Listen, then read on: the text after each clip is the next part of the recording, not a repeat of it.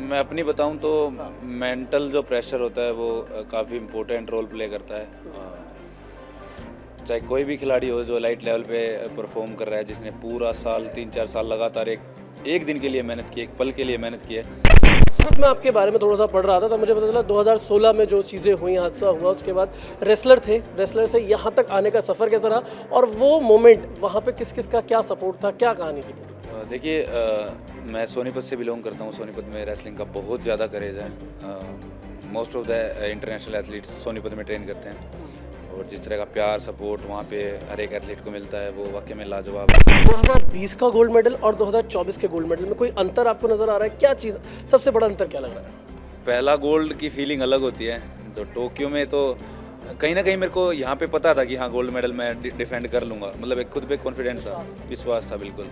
Javelin throw का event और gold medal, ये एक ऐसी लव स्टोरी हो गई है इंडिया के लिए जिसको हर कोई बहुत प्यार कर रहा है, देख के मजा आ रहा है, सुपर हिट है। और आज मेरे साथ इंडिया टीवी पर मौजूद है इंडिया के golden boy Sumit Antil. 2020 Paralympics की बात करें, 2024 पैरालंपिक्स की बात करें, लगातार 2 गोल्ड मेडल अपने नाम किए हैं। सबसे पहले तो आपका स्वागत है सुमित। और फ्लैग बीरर थे आप, और आप जब जा रहे थे, मुझे अच्छे से याद है, आपने बोला था कि इस बार भी गोल्ड मेडल भी, और साथ ही साथ मैं ब्रीच करूंगा मार्क।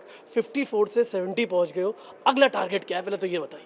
अ, जैसे जाने से पहले आपको बोला था कि टाइटल पक्का डिफेंड करके आएंगे, और ऊपर वाले की मेहरबानी रही कि टाइटल डिफेंड हुआ और अच्छा परफॉर्म किया वहाँ पे। कोशिश यही थी कि वर्ल्ड रिकॉर्ड बीट हो, बट पैरालंपिक रिकॉर्ड बीट हुआ है, तो उस चीज़ की अलग से खुशी है कि हाँ, बैक टू बैक 2 बार पैरालंपिक रिकॉर्ड हुआ वहाँ पे। और काफ़ी अच्छा कंपटीशन था, एथलीट्स काफ़ी अच्छी तैयारी में आए थे, और इतने वर्ल्ड क्लास एथलीट्स के बीच में परफॉर्म करके और अच्छा लगता है, और साथ में गोल्ड मेडल जब जीतता हो तो और अच्छा लगता है। जब दूसरी बार ये गोल्ड मेडल अपने नाम किया सुमित आपने, जिस तरह से सारी चीज़ें वहाँ पे हो रही थी, नीरज इस बार ओलंपिक्स में सिल्वर मेडल जीते थे, गोल्ड से चूक गए थे, तो क्या ज़्यादा थोड़ा प्रेशर आ गया था, उम्मीद होगा आपके ऊपर, या बिल्कुल डिटैच थे, अपने गेम पे फोकस था आपका?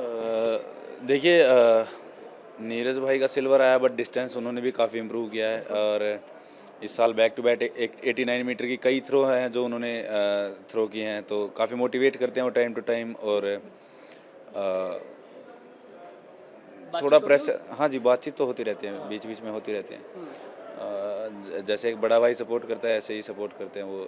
मेरे को नहीं, सारे एथलीट से ही बात करते हैं वो। और काफ़ी प्रेशर था आपकी बार, फॉर श्योर। मेरे को हुआ वहाँ पे, यहाँ पे तो नहीं था, बट जैसे ही मैं पेरिस में लैंड हुआ और जहाँ वहाँ का माहौल देखा, वहाँ की क्राउड देखी, थोड़ा बहुत फेमिलराइज हुआ मैं ग्राउंड से, तो एक बार तो बहुत ज़्यादा प्रेशर फील हो रहा था कि हाँ यार, मतलब टोक्यो में उससे तो 10 गुना कम प्रेशर था मेरे पे, क्योंकि टोक्यो में कोई जानता नहीं था इतना, बट यहाँ पे सब एक्सपेक्ट कर रहे थे। और फॉर्चुनेटली मैं सबकी एक्सपेक्टेशंस पे खरा उतरा, तो काफ़ी खुशी है उस चीज़ की। वो कहा भी जाता है ना कि आप जब नंबर 1 बन जाते हैं, वो नंबर 1 बनना आसान होता है, नंबर 1 का जो टाइटल है उसको बनाए रखना अपने पास, वो सबसे मुश्किल होता है। आपने प्रेशर की बात की, जब आपका इवेंट था उस टाइम अगर आप प्रेशर में थे, क्या चीज़ें दिमाग में चल रही थी? और जो डिटैचमेंट प्रोसेस होती है एक एथलीट के लिए, मेंटल स्टेबिलिटी की हम बात करें, मेंटल स्ट्रेंथ की बात करें, वो प्रोसेस क्या है सुमित के लिए? अ, मैं अपनी बताऊं तो मेंटल जो प्रेशर होता है वो काफ़ी इम्पोर्टेंट रोल प्ले करता है। चाहे कोई भी खिलाड़ी हो जो लाइट लेवल पे परफॉर्म कर रहा है, जिसने पूरा साल 3-4 साल लगातार एक एक दिन के लिए मेहनत की है, एक पल के लिए मेहनत की है, तो फॉर श्योर प्रेशर तो उस पर होगा। चाहे कोई भी एथलीट है जो बाई चांस ये बोल रहा है कि मेरे ऊपर प्रेशर नहीं है, या तो वो अलग ही लेवल का लीजेंड एथलीट है, या फिर वो बिल्कुल सीरियस नहीं है। तो मेरे को अभी भी याद है, 3 दिन तक मैं सोया नहीं था, और कहीं ना कहीं वो चीज़ें ज़रूरी होती हैं, क्योंकि आपकी हर एक मसल उससे एक्टिव हो जाती है, और एड्रेनलिन आपका इतना हाई हो जाता है हार्ट बीट के साथ में कि, बट वो प्रेशर कोल रूम तक ही रहता है। जब एथलीट ग्राउंड पे आ जाता है तो मेरे को नहीं लगता कि वो इतना प्रेशर फील करता होगा। जैसे मैं हूँ, फर्स्ट थ्रो के बाद में जब हो गया कि हाँ 69 मीटर लग गई, तो कहीं ना कहीं वो प्रेशर रिलीज़ हो गया था। दूसरी थ्रो 70 मीटर लगी, उसके बाद में थोड़ा मेरे को बैक में थोड़ा फील हुआ कि हाँ, कहीं ना कहीं कुछ दिक्कत कर रही है बैक।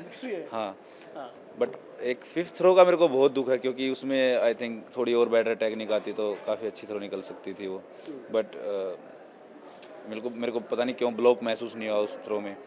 बट कोशिश करेंगे कि आगे आने वाले टूर्नामेंट्स में अपनी गलतियों को सुधारे जो यहाँ पे किए हैं, और फॉर श्योर अभी बहुत कुछ बाकी है। बहुत कुछ बाकी है। 2 बार के गोल्ड मेडलिस्ट ये बात कह रहे हैं कि बहुत कुछ अभी बाकी है यहाँ पे। सुमित, मैं आपके बारे में थोड़ा सा पढ़ रहा था तो मुझे पता चला 2016 में जो चीज़ें हुई, हादसा हुआ, उसके बाद रेसलर थे, रेसलर से यहाँ तक आने का सफ़र कैसा रहा और वो मोमेंट वहाँ पे किस किस का क्या सपोर्ट था, क्या कहानी थी पूरी? देखिए मैं सोनीपत से बिलोंग करता हूँ। सोनीपत में रेसलिंग का बहुत ज़्यादा क्रेज़ है।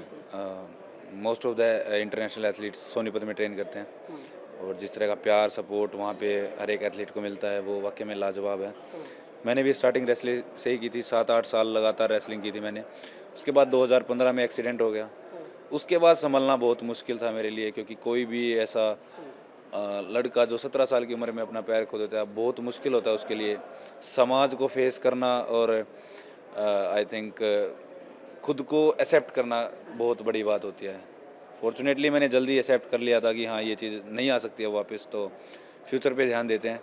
उसके बाद मैंने फिर रामजस कॉलेज में एडमिशन ले लिया दिल्ली यूनिवर्सिटी में, क्योंकि पढ़ाई में ठीक अच्छा था मैं।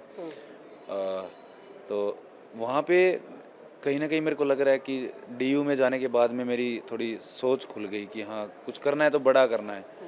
फिर मेरे को पैरा गेम्स के बारे में पता लगा, जल्दी जैसे ही पता लगा तो जल्दी समझ में आ गया था कि पढ़ाई नहीं है मेरे लिए, मेरे से नहीं होगी पढ़ाई। तो उसके बाद में फिर जब स्पोर्ट्स एज अ प्रोफेशन के तौर पे शुरू किया, फिर पीछे मुड़ के नहीं देखा मैंने कभी भी। अपना 100% फुल टाइम एक ही मन में वो बात रहती है कि गोल्ड कैसे लेके आया जाए। और जब गोल्ड आ गया टोक्यो 2020 में, क्योंकि टोक्यो 2020 में पहला गोल्ड था मेरा, उससे पहले वर्ल्ड चैम्पियनशिप में सिल्वर मेडल था, तो मैं काफ़ी एक्साइटेड था कि सिल्वर को गोल्ड में बदलना है अब कैसे न कैसे। और जब अब गोल्ड हो गया तो मैं नहीं चाहता कि इसका रंग इतने में खेलो, इतने चेंज हो, कोई भी एथलीट नहीं चाहेगा फॉर श्योर। बट कोशिश करेंगे कि जब तक अच्छा परफॉर्म कर रहा है और सबका साथ मिल रहा है तो बेहतर परफॉर्म करें। सुमित, आपने कहा कि ये रंग बदलना नहीं चाहिए यहाँ पे, लेकिन 2020 का गोल्ड मेडल और 2024 के गोल्ड मेडल में कोई अंतर आपको नज़र आ रहा है? क्या चीज़, सबसे बड़ा अंतर क्या लग रहा है? देखिए पहला गोल्ड की फीलिंग अलग होती है। जो टोक्यो में तो कहीं ना कहीं मेरे को यहाँ पे पता था कि हाँ गोल्ड मेडल मैं डिफेंड कर लूँगा, मतलब एक खुद पे कॉन्फिडेंस था, विश्वास था बिल्कुल। क्योंकि रैंकिंग्स से पहले ही पता लग जाता कि कौन एथलीट कहाँ तक है। तो कहीं ना कहीं मेरे को था कि हाँ कोई बाई चांस 70 भी मारेगा तो मैं इजीली उससे मतलब कर लूँगा, ब्रीच कर लूँगा मैं। तो बट टोक्यो वाला स्पेशल मोमेंट था। टोक्यो में फर्स्ट टाइम अपनी लिमिट्स को पुश करना सीखा था मैंने। और वहाँ पे back to back 3 world record I think. और वहाँ पे क्या था, मेरे को पता नहीं था कि इसके बाद क्या होगा। अभी तक मेरे को एक एक पल याद है कि जैसे ही हमारा कंपटीशन स्टार्ट हुआ, मैं मेडल सेरेमनी तुरंत हो गई थी, तो मेडल मिला। उसके बाद ऑनरेबल पीएम सर ने बात की, यहाँ पे भी बात की। हालांकि उनका कोई विदेश यात्रा थी उनकी, बट उन्होंने टाइम निकाल के हमसे बात की। तो काफ़ी खुशी है कि टाइटल को डिफेंड किया। बट पहला मेडल वो बहुत अलग होता है। हाँ, क्योंकि उसके बाद में फिर कहीं ना कहीं एक वो चैम्पियन एटीट्यूड आ जाता है अंदर में कि हाँ मतलब कर लेंगे कर लेंगे कर लेंगे। बट वो जब एक स्टेज ऊपर आते हैं तो वो एक अलग एहसास दिलाती है, अलग एहसास दिलाती है। और उम्मीद मेरी, सुमित, यही होगी, सभी भारतवासियों की भी यही उम्मीद होगी कि कैसे ना कैसे, जब जैसा आपने कहा यहाँ पे कि ये जो मेडल का रंग है ये बदले ना, ये यही रहे जब तक आप खेलते रहे, इसी उम्मीद के साथ। Thank you so much India TV को time. Thank you so much.